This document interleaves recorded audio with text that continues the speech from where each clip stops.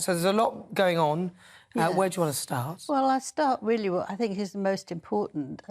Lots of the papers today have got all about a book that Robert Hardman's written, who's an expert on royals, about the details of the Queen's last few days. And I think we always want to know that. We're still grieving her a bit, you know, a not unforgettable woman.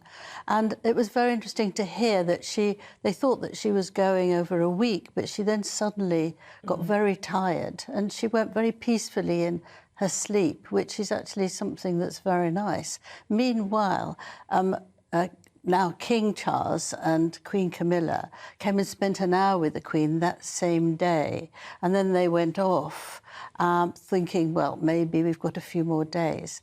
And unfortunately, then Prince Charles had to whiz over in a helicopter to be there, but he didn't actually quite get there before she actually died. But the aides had to talk to him, and he knew that his mother had died because they said, "Your Majesty," 2 words. They knew then he was now the king. They called him the king. And he wanted to speak to William as soon as possible, but he didn't want the people who deal with the phone to know what had happened before his son. So he said, for the first time ever, he said, "It's me." And who?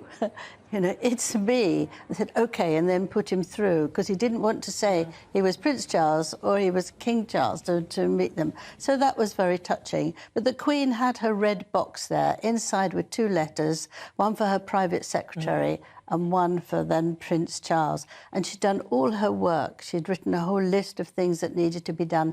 On the last day, or the day before her dying at 96, I mean, we still see the most extraordinary woman. And Robert, who is very careful about what he says, you know, shows Harry in a terrible way. That Harry wrote in Spare that his father was... he didn't sort of think very much about him and he was talking nonsense. This was the row about getting over here by plane. And he was saying, well, it was very easy that he would just have to ring William's aides and they would have told him exactly how to get here, instead of him screaming and making a big fuss about it all, and thinking that all his father had to worry about was getting Meghan there and sorting out his flight, when actually when you're a mother like that, or any mother really dies, that's not your priority. And shows that it's all about me, me, me, which we say very many times. But it's a very, very touching extracts. And the book's out in a week. I don't know why I'm giving it publicity, because he's very good and he's a very good writer. And I think all those details are very, very interesting about Her Majesty, about how she still kept going with her responsibilities right up to the end. Yeah, sad though, because she must have been heartbroken to lose Philip, and you know. Yes, I mean, we saw that she went downhill once he'd gone, because you know, he was everything to her, and a marvellous relationship. Yeah. And that's very sad. But William, I think, one must show how he is keeping Diana's things going in a very kind way. I mean, because of Rob Burrows' COVID, not COVID, what is it? It's the... Rob Burrows? Not Paul Burrows, no. No, Rob Burrows... this terrible disease which finishes all your muscles and you can't move. Oh. And he went up to Leeds to give them CREs from him, all that way. Very kind, very gentle. And his friend there, who I'd seen run with him to raise money, carried him all this way so that he could go through. And muscular dystrophy.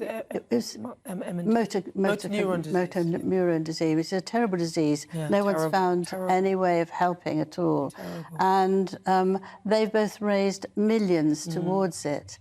And he went with his... Rob went with his wife and his 2 girls, and they showed all the press how they've been practising their curtsies. Very sweet. They were so excited to see Prince Charles. And the point that Prince Charles said, which is the key one, is that what friendship is all about is helping each other and coming forward and doing things like that. And you have really done that. I'm so proud of you. I think you're just amazing. And you really want to cry, really. But this is Diana, the way with AIDS that she would sit beside people and wasn't frightened of people with difficult issues. So it was very touching.